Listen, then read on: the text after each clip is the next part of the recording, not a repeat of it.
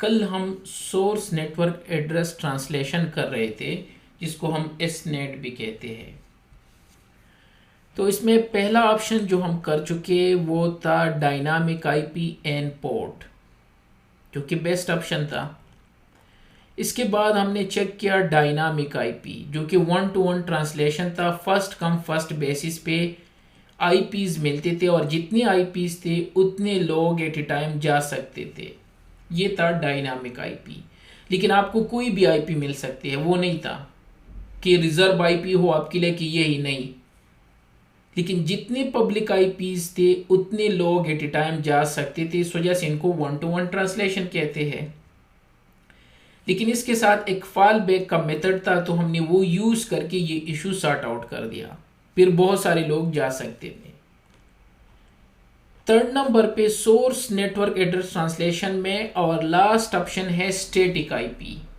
ये भी 1-to-1 translation है और बाई डायरेक्शनल भी हो सकते हैं और यूनिडायरेक्शनल भी हो सकता है। लेकिन ये स्टैटिकली आपको ही एक आईपी असाइन होगी, डायनामिक आईपी की तरह नहीं है कि आपको कोई भी कुछ भी मिल सकता है। सपोज 3 कार है आपके घर में और अगर आप फर्स्ट आ गए तो कोई भी कार ले जा सकते हो। लेकिन स्टैटिक आईपी में इस तरह नहीं है। अगर आप आए तो आपको एक स्पेसिफिक कार अलॉट है, आप वो कार ले जा सकते हो। अगर वो अवेलेबल नहीं है, वो आपके लिए ऑल द टाइम होगा।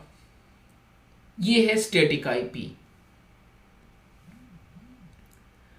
स्टैटिक आईपी ये ऑप्शन है। इट मीन्स अगर मेरे पास जितनी भी इनसाइड में सिस्टम है, अगर वो इंटरनेट पे जाना चाहते हैं तो उतनी हमें पब्लिक आईपीस चाहिए उन सबको ट्रांसलेट करने के लिए। तो आईपीस तो सेव नहीं हो रहे हैं, ये तो जहन से निकाल दो कि कोई फायदा होगा और ये आईपी सेव कर लेंगे, नहीं। हाँ, ये है सिक्योरिटी है, क्योंकि मैंने नेट की 2 चीजें बताई थी मेन, कि आईपी सेव कर लेते हैं। पब्लिक आईपी मीन्स आप जो, क्योंकि दुनिया में आईपीस कम है और लोग ज्यादा है कनेक्टेड है, तो नेट पेड हमें करते क्या है, हम इनसाइड प्राइवेट से कनेक्ट होते हैं और बाहर एक आईपी को यूज करते हैं। तो स्टैटिक में वो चक्कर नहीं है। लेकिन एटलीस्ट ये है कि सिक्योरिटी है। हर इंटरनल लैन आईपी के लिए, प्राइवेट आईपी के लिए बाहर एक पब्लिक आईपी होनी चाहिए। ये है स्टैटिक आईपी। और बाई डायरेक्शनल कर दो या यूनिडायरेक्शनल कर दो, दोनों के लिए यूज भी कर सकते हो। बाई डायरेक्शनल ट्रांसलेशन ये है कि इनबाउंड और आउटबाउंड दोनों ट्रैफिक के लिए यूज कर सकते हो। सेम आईपी को यूज करके बाहर से भी लोग आपको रीचेबल हो सकते हैं और सेम आईपी को यूज करके आप इनसाइड से बाहर भी जा सकते हो। तो मीन्स ये वो कार है जिसको आप अपने गांव में भी चला सकते हो और अगर बाहर मुंबई वगैरह जाना है तो वहां भी ले जा सकते हो, वहां से भी वापस आ सकते हो। लेकिन कुछ कार ऐसे होते हैं जो लोकली तो चलते हैं लेकिन बाहर नहीं चला सकते, मेन रोड पे नहीं ले जा सकती, हाईवे और जो मोटरवे है वहां पे वो नहीं चलते। तो जब भी हम बड़ी सिटीज जाते हैं तो जबरदस्त कार फिर चाहिए, तो उसमें ये इशू नहीं है, इसको इनसाइड आउटसाइड दोनों के लिए यूज कर सकते हो। लेकिन आईपीस जितने इनसाइड के लोग होंगे उतनी आपको आईपीस चाहिए, ये इसका इशू है। तो जाती है ये सोर्स नेटवर्क एड्रेस ट्रांसलेशन में लास्ट ऑप्शन है। तो ये वही लैब है जो हम यूज कर चुके हैं। ये हमारा इनसाइड है जहां पे 192.168.1.10 एक इंटरनल सर्वर है, जो राउटर से हमने सर्वर बनाया है। PC1 और PC2 लिनक्स के 2 सिस्टम है, टाइनी कोर के लिनक्स के, जो 1.1 और 1.2 के साथ आईपीज हैं इनके। 1/2 हमारा इनसाइड इंटरफेस है जो कि 192.168.1.100 आईपी है और आउटसाइड इंटरफेस की आईपी 114.100 है। यूं समझो ये हमारी पब्लिक आईपी है। यहाँ तो खैर दोनों प्राइवेट लग रहे हैं।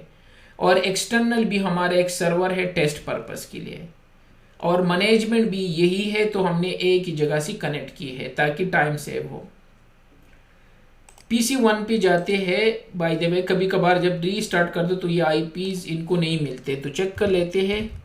अगर आईपीज कल के है तो ठीक है, अदरवाइज दोबारा कॉन्फ़िगर करना होगा। तो आईपीज नहीं है, क्योंकि रीबूट कर दो तो इनके आईपीज चले जाते हैं जो लिनक्स के सिस्टम है।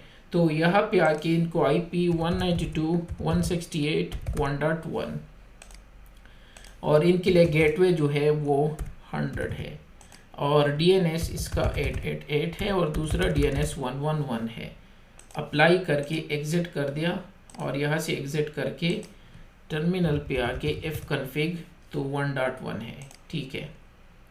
इसी तरह 1.2 को भी कॉन्फ़िगर कर लेते हैं, कंट्रोल पैनल नेटवर्क और यहाँ पे आके 192.168.1.2 और गेटवे हमारे केस में 100 है, फायरवॉल की आईपी है और 8.8.8 और 1.1.1 अप्लाई कर दूं, एग्जिट कर दूं, क्लोज और यहाँ से भी fconfig करके 1.2 एक दफ़ा फायरवॉल की आईपी पिंग कर लेते हैं 192.168.1.100, ठीक है। तो फायरवॉल की आईपी भी पिंग है, ठीक है। और कल का नेट भी होगा तो शायद इंटरनेट भी हो, google.com अगर कल वाला नेट अवेलेबल है, नेटवर्क एड्रेस ट्रांसलेशन, तो शायद इंटरनेट पे भी जा पाई। यस, तो ये सेम टोपोलॉजी जो हमने कल यूज़ की थी। तो इस फायरवॉल को एक्सेस कर लेते हैं, इसकी आईपी क्या है 114.135।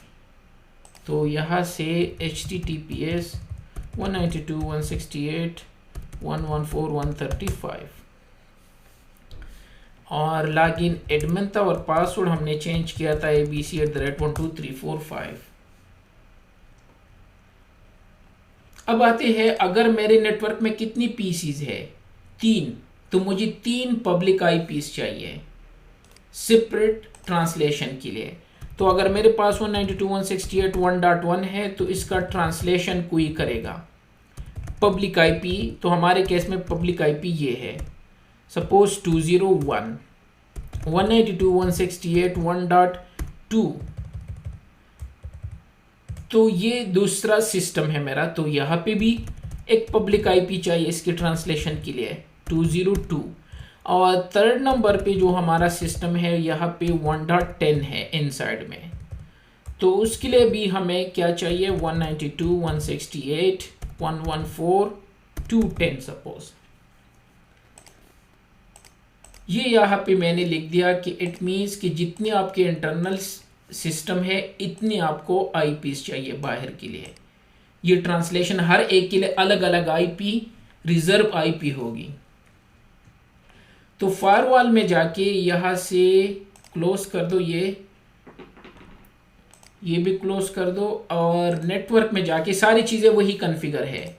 हमने एक पॉलिसी कॉन्फ़िगर की थी सिक्योरिटी रूल जो अलाउड कर रहे हैं इनसाइड से आउटसाइड, ठीक है। और इसके अलावा हमने इंटरफेसेस को आईपी एड्रेसेस असाइन किए हैं 100 और 100 और 2 जोन बनाए थे और यहाँ पे वर्चुअल राउट कॉन्फ़िगर किया था। ये कल की स्टोरी है, उसी को हम कंटिन्यू कर रहे हैं, ये है, ठीक है। अब आते हैं अपनी पॉलिसी पे और नेट रूल पे। मुझे ये रूल नहीं चाहिए, तो डायनामिक आईपी का रूल था, तो मैं इसको डिलीट कर रहा हूँ। एक और रूल बना रहा हूँ जो कि स्टैटिक है, लास्ट हमारा वाला सोर्स एड्रेस ट्रांसलेशन में स्टैटिक नेट, कोई भी नाम दो। ओरिजिनल पैकेट हम कह रहे हैं कि ये आएगा इनसाइड से और ये जाना चाहते हैं आउटसाइड, और आउटसाइड का इंटरफेस जो है वो 1/1 है। अगर मेंशन करना है तो मैं कर दो, अदरवाइज ये नहीं रख दो किसी भी सर्विसेज के लिए। और सोर्स जो हमारा है ये इन लोगों में से कोई हो सकता है, पूरा सबनेट मैंने लिख दिया कि 1.1, 1.2 एंड 254 तक कोई भी हो सकता है। डेस्टिनेशन पता नहीं कहाँ ये जाना चाहते हैं, इनको ट्रांसलेट कर दो। ट्रांसलेट टाइप ये कर चुके, ये भी कल कर चुके। लास्ट वाला है स्टैटिक आईपी, ठीक है, और यहाँ पे स्टैटिक आईपी लिख दो, ठीक है। लेकिन मुझे अभी दोबारा यहाँ से जाना होगा। कितने सिस्टम्स है, तो 3 है मेरे केस में। मुझे 3 स्टैटिक नेट क्रिएट करने होंगे। तो स्टैटिक नेट PC1, ये PC1 के लिए है। तो इनसाइड से आउटसाइड और इस आईपी को 1 कर दो, 32 लिखना है 32 भी लिख सकते हो, मीन सिंगल आईपी। और इनको ट्रांसलेट कर दो। हमने क्या सोचा था कि जब 1 हो तो इसको 114.201 में ट्रांसलेट कर दो, 192.168.114.201 में। और बाई डायरेक्शनल मीन्स बाहर से इसी आईपी पे लोग इनको रीच हो सकते हैं, तो बाई डायरेक्शनल कर दो। अगर नहीं करना है तो सिर्फ इनसाइड से बाहर जा सकते हैं, लेकिन बाहर से कोई 201 को यूज करके सर्वर को रीच नहीं हो सकते। सिर्फ एक पीसी के लिए कर दिया। अब ये एक पीसी बाहर जा सकता है लेकिन बाकी दो नहीं जा पाएंगे। पीसी 1 के लिए मैंने सिर्फ एंट्री कर दी 201। अगर आपको पीसी 2 भी बाहर ले जाना है तो आपको सेम इसी तरह करना होगा। अगर मैं पीसी 2 से ट्राई कर दूं, इसको सेव कर दूं पहले, तो पीसी 2 काम नहीं करेगा क्योंकि हमने एंट्री उनके लिए कोई नेट रूल है ही नहीं। तो पीसी 2 पे जाके यहाँ से चेक कर लेते हैं कि आया मैं इंटरनेट पे जा सकता हूँ या नहीं। ये तो पुराना था, यहाँ से अब नया facebook.com लिख दूँ तो ये काम नहीं करेगा।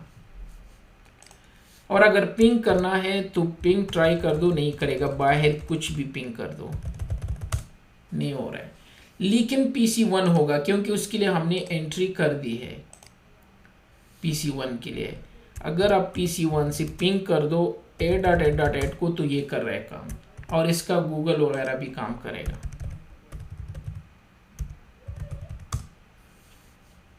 ये कर रहे हैं, लेकिन पीसी 2 और ये इंटरनल सर्वर नहीं करेगा।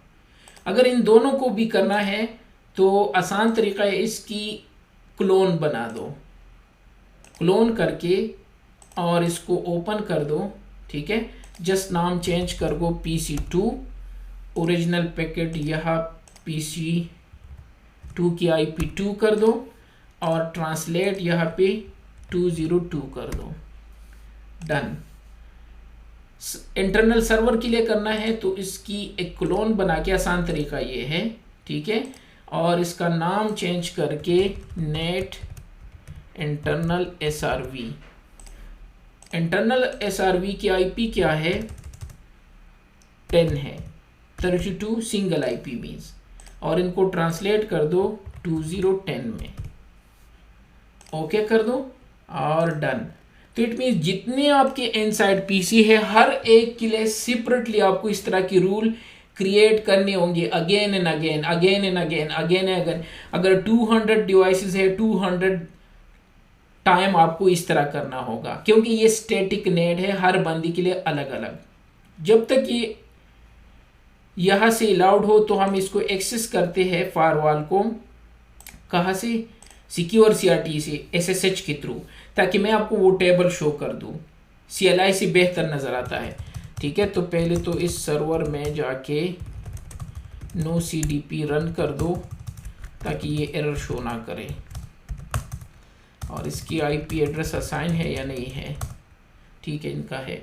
तो यहाँ से क्विकली मैं जाके क्विक कनेक्ट और SSH 192.168.114.135 फायरवॉल की IP है, एडमिन, और पासवर्ड इसका abc@12345 है। तो फायरवॉल को मैंने SSH के थ्रू एक्सेस कर दिया क्योंकि वह ब्लैक स्क्रीन है, क्लियरली नजर नहीं आ रहा है। और यहाँ पे लिख देते हैं शो सेशन ऑल, ये सेशन है। सो स्टिल हम क्या यूज कर रहे हैं? सोर्स नेट, S लिखा है, ये थोड़ी देर बाद चेंज होगा। यहाँ पे लिखा है कि 1.2 को कौन सी आईपी में? 202 में। और 1.2 अच्छा, बाकी से मैंने ट्रैफिक सेंड नहीं किया है, तो पीसी 2 से ट्रैफिक सेंड कर लेते हैं। अच्छा 2 से जा रहा है, 1 से सेंड नहीं किया है, तो 1 से भी ट्रैफिक सेंड कर लेते हैं। यहाँ से गूगल पे जाते हैं और ये पिंग भी काम करेगा यहाँ से, और राउटर से भी सेंड कर लेते हैं। यहाँ से पिंग कर दो 8.8.8 को। अब आते हैं यहाँ पे और शो सेशन ऑल।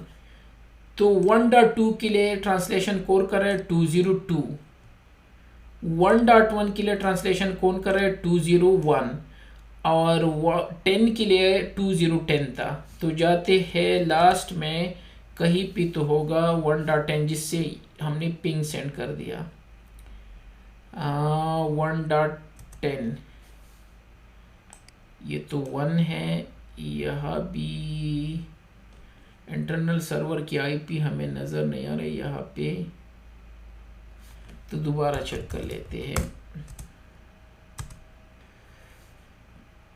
1. जो थर्ड सर्वर है हमारा वो यहाँ पे नज़र नहीं आ रहा है, क्योंकि वो बाकी दो ट्रैफिक सेंड कर रहे थे, उसको तो स्टॉप कर दो, वो तो शो कर दिए ताकि इसका नज़र आ जाए, क्योंकि ये क्विकली रिमूव हो जाते हैं ना। अब दोबारा चेक कर लेते हैं।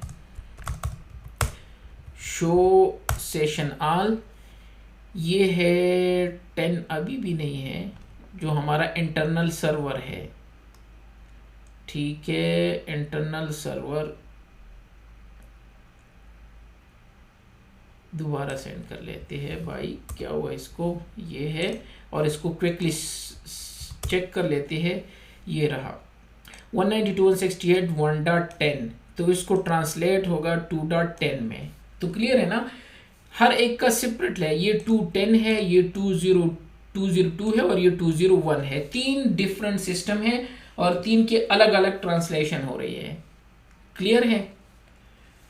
अगर क्लियर नहीं है तो एक काम और भी कर सकते हैं, यहां से टेलनेट करते हैं बाहर सर्वर को, ये वाला जो है एक्सटर्नल सर्वर। तो एक्सटर्नल सर्वर पे जाके इसकी आईपी तो चेंज नहीं है ना, पहले वो चेक कर लेते हैं। 188 है, तो 188 को टेलनेट करते हैं इंटरनल से। अच्छा, इस पर टेलनेट ऑन भी नहीं है, वो कल सेव नहीं हुआ था। Line VTY 024 transport input all password 123 login enable password 123 और डू राइट। दोबारा ट्राई कर दो यहाँ से, ये हो गया टेलनेट। चेक कर लेते हैं कि यहाँ क्या शो कर रहे हैं। तो यहाँ से हु लिख के इसमें, तो ये आपको उसकी ट्रांसलेटेड आईपी शो करेगा। ये देख 114.210, ये कह रहे कि 210 मुझसे टेलनेट कर रहा है, यहाँ से टेलनेट कर लेते हैं। इसकी अपनी आईपी क्या है? 1.2 है। टेलनेट में करना चाहता हूँ 192.168.114.188 में। 188 था क्या था? हाँ 188 था। इसने भी टेलनेट कर दिया, ये भी शो करा देता हूँ हु करके। तो ये देख 210 और 202, क्योंकि मैंने PC2 से टेलनेट किया। PC1 की अपनी आईपी जो है, सॉरी fconfig 1.1 है, हमने इसको ट्रांसलेट करना है 201 में। तो चेक कर लेते हैं टेलनेट 192.168.114.188 में। ठीक है, और 123, तो तीनों को यहाँ पे आपको यहाँ से भी शो करा देता हूँ। ये देख, हर एक की सेपरेट ट्रांसलेशन, इसको कहते हैं static network address translation. Statically एक आईपी को हमने दूसरी आईपी में ट्रांसलेट कर दिया, चूंकि सोर्स चेंज हो गया। रियल सोर्स क्या है 210 का? इसका सोर्स जो रियल है वो ये है, शो आईपी इंटरफेस ब्रीफ 1.10। 1.10 जो सोर्स था वो चेंज हो गया 114.210 में। तो चूंकि सोर्स चेंज हो गया तो इसको कहते हैं सोर्स नेटवर्क एड्रेस ट्रांसलेशन। और स्टैटिकली एक आईपी दूसरे में चेंज हो गई तो इसको कहते हैं स्टैटिक नेट। अच्छा, मैं ये भी कर सकता हूं, यहां से टेलनेट इसी आईपी पे कर सकता हूं, क्योंकि मैंने बाई डायरेक्शनल अलाउड किया था, लेकिन यहां पे टेलनेट इनेबल करना है और रूल में अलाउड करना है। तो line VTY 024 password 123 login exit do right, और एक फायरवॉल में एक्सटर्नल से इंटरनल एक रूल क्रिएट करना होगा, क्योंकि जो हमने रूल अलाउड किया है सिक्योरिटी रूल, वो क्या है? वो है अलाउड इनसाइड टू आउटसाइड। या इसी रूल में ये भी कर सकते हो कि आउटसाइड टू इनसाइड ऐड कर दो और ओके कर दो। और कमिट। आउटसाइड टू आउटसाइड नहीं बनेगा? हाँ, आउटसाइड टू आउटसाइड भी होगा। तो एक और काम कर लेते हैं, वो डेस्टिनेशन नेट में आपको क्लियर होगा, लेकिन वैसे यहाँ याद आ गया तो मैंने क्विकली ये कर दिया। तो एनी एनी कर लेते हैं, बात खत्म हो जाएगी। तो कुछ भी हो, तो मैंने कहा चाहे एनी सी एनी कुछ भी हो, तो ये कमिट कर लेते हैं, क्योंकि ये एक टाइप का डेस्टिनेशन नेट बन जाएगा और वो हमारा नेक्स्ट टॉपिक है।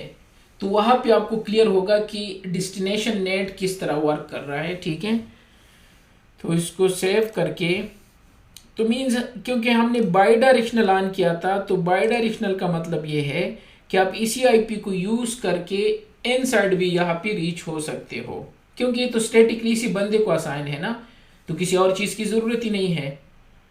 लेकिन उसके लिए एक रूल क्रिएट करना था ताकि बाहर का ट्रैफिक अलाउड हो। हमें पता है सिक्योरिटी रूल हम पढ़ चुके हैं कि जितनी सारी चीजें हमें करने हैं साथ ही हमने अलाउड भी करना है। तो बेसिकली मैंने इनसाइड से आउटसाइड अलाउड किया था, अब मैंने एनी एनी कर दिया। Means inside to inside, outside to outside, inside to inside, inside to कुछ भी हो, तो जो भी कॉम्बिनेशन है वो मैंने सारे अलाउड कर दिए टेस्ट पर्पस के लिए, लैब पर्पस के लिए। रियल में तो आप टू द पॉइंट चीजें मेंशन करोगे, यहाँ हमने इस तरह कर दिया। ठीक है, तो अब आते हैं एक्सटर्नल से, ये देख, और 1 2 3, तो मैं इंटरनल सर्वर में उसी पब्लिक आईपी से एंटर हो गया क्योंकि मैंने बाई डायरेक्शनल ऑन किया था। चलो वो भी क्लियर हो गया कि बाई डायरेक्शनल का क्या मतलब था। ठीक है, तो अब अगर मैं नेट रूल में आके, तो सोर्स नेट हमारा यहाँ पे खत्म हो गया, ये ओरिजिनल था और ये ट्रांसलेटेड था। ये सोर्स नेटवर्क एड्रेस ट्रांसलेशन था जो लेफ्ट साइड पे था, और यहाँ पे डायनामिक आईपी इनपोर्ट था, फिर डायनामिक आईपी, और हमने स्टैटिक आईपी। और अगर नेट रूल नहीं चाहिए तो नन कर दो, उसकी तो ज़रूरत ही नहीं है, वो तो डेफिनेटली नन होगा, तो उसकी तो कुछ तुक ही नहीं बनती। Okay, done.